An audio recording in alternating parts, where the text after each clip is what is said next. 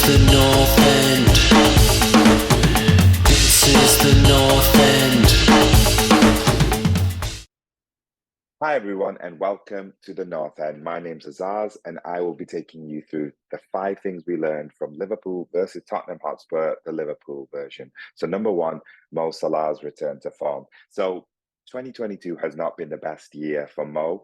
He walked into it with aspirations of being the Ballon d'Or, winning the African Cup of Nations, which he was so close on.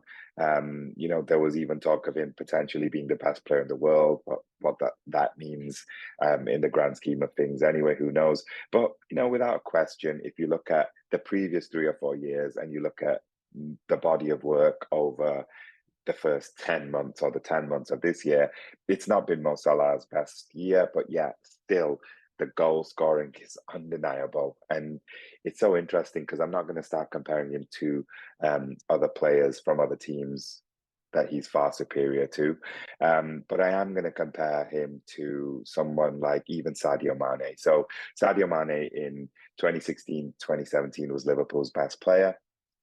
And it's my understanding that Mo Salah this season has already outscored him. So, you can talk about Liverpool being a better team this and Liverpool being a better team that, but you know what? No, like we are where we are in the table. That season, 16-17, we finished 4th. And yeah, already this year, Mo Salah has scored more goals than Sadio Mane did when he was our star player. Just think about that for a second. The goals are ridiculous. Where and when he scores them are ridiculous. His number 1 nemesis is Manchester City. His number 1 nemesis is Manchester City. And then the other, I think Tottenham are very high as well on the teams he scored against. So yeah, I'm here for it. I think he's got like 9 goals in 8 games. Salah looks to be back to his best. Obviously, he'll miss chances. He always misses chances, even at his height. But really, he's here now to win games and be decisive. It's about time. I'm excited for him to get more rest as well. Hopefully, that doesn't hamper his form coming out of the World Cup. But really, very happy with Mo's return to form, and he just is a living legend now at Liverpool. He's very close to entering the top 5 goal scorers of all time. So the top 5 goal scorers of the most successful team in English club history. Just think about the levels that you have to be to achieve that. And he's going to overtake names like Kenny Dalglish, Robbie Fowler, and Steven Gerrard if he's going to do it. So fantastic return to form. He really is the difference maker. He continues to be best striker we've had in modern day as well. So clearly I'm a fan, but he doesn't necessarily have to prove anything to anyone at this point, but he is. Bravo, Mo. Number 2, Darwin Núñez's development. So the obsession with Darwin and the fee and everything was funny at best or bizarre. I've said it on this channel many, many times. Most expensive transfers are a flop. So there is a very good chance that Darwin Núñez or anybody at an expensive price was going to be a flop. And yet here we are with Darwin having a phenomenal goal return, firstly, based on the minutes he's played. And even by games, he has a better goal return in his Liverpool start. Even though he's played sporadic minutes, he's got a better goal return than many Liverpool modern day greats, including Luis Suarez, who didn't start as strong as some people seem to remember he did. And yet, simultaneously, Darwin Núñez is very raw, very rough around the edges. I've seen some internet football shows where they completely slate him, and it makes me think like they might not even know what they're talking about, to be totally honest, because if you watch Darwin Núñez, and I haven't seen him in the flesh yet, but if you watch him, he is terrifying to defend. Will he become the polished diamond? That's down to coaching, that's down to his development. We've seen all these people who have made themselves world class, improving different aspects of their game.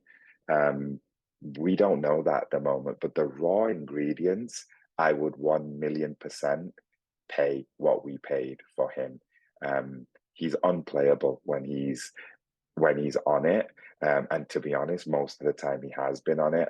And from here on, we will see what happens. I, at the start on the North End, had said, I want Darwin Núñez to score 15 goals this season. I think he will. I think Mo Salah will be our top scorer. Bobby Firmino's chipped in. Diaz and Jota should be coming back after the World Cup as well. So I don't think long-term goals are going to be a problem for us. And the onus isn't on Darwin to get them. But what a talent. And I'm very excited to see this development. Point number 3, you know what's really good? To not give away silly goals from silly mistakes.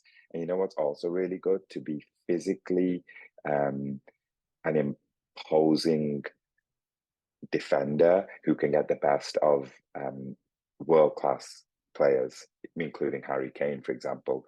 Ibrahimo Konate's performance yesterday was not perfect. You know, he wasn't where Virgil van Dijk was a couple of years ago or last year, or, you know, you look and in the great Premier League defenders, he wasn't perfect by any means, but he's a beast too.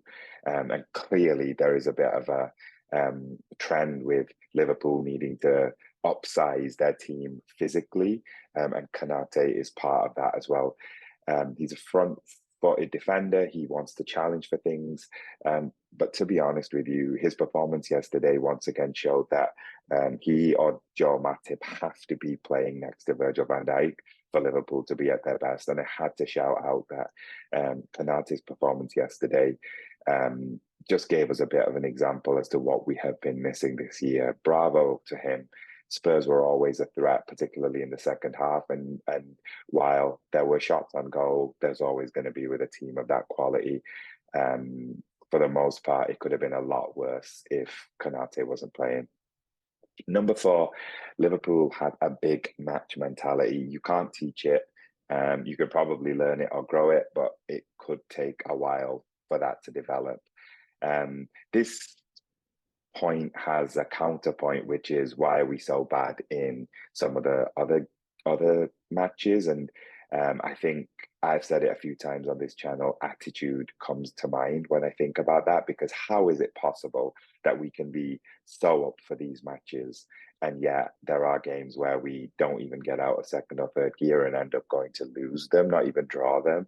And so that's a separate point. But for the win that we just had, I just want to congratulate our team on the big match mentality, because it's not easy to be struggling and then beat Man City, beat Napoli, beat Tottenham Hotspur, and 2 of them were at home, so that was one thing. But to get our away form off the ground finally in the Premier League is a big thing, and to do it at a ground where, albeit Tottenham were ravaged by injuries, and I have to say, because they affect us as well, injuries are a really big part of football. So I do have some empathy for what Tottenham fans are going through. It's hard, you know.